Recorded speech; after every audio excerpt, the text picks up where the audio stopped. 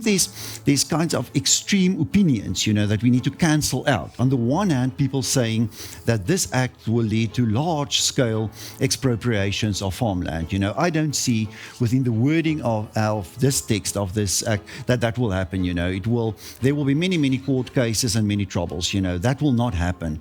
But on the other hand, the people who are just saying this is a great act, that will be well implemented. And I think there's a very, very short-term focus on that. I don't know who will be the Minister of Public Works in a few years' time. I do have trust in this minister, but I don't know who will be there in the future. I don't know who will sit in courts. I don't know who will be the people who make a decision on expropriation. These people in municipalities who will be able to expropriate. I don't like the process prescribed in this act. It will destroy certain people's businesses. We've seen over the last few years the challenges, when there's a legal process and it takes 3 or 4 years and you can't go on operating. And what will happen here is there's the possibility of someone's farm being expropriated, and then after that you will need to go to court. That may take 3 or 4 years, So I have problems with many issues in the Act, and specifically with the politics, the power element in the Act, and at the end the processes that will end up in court and that will lead to a lot of damage to South Africa's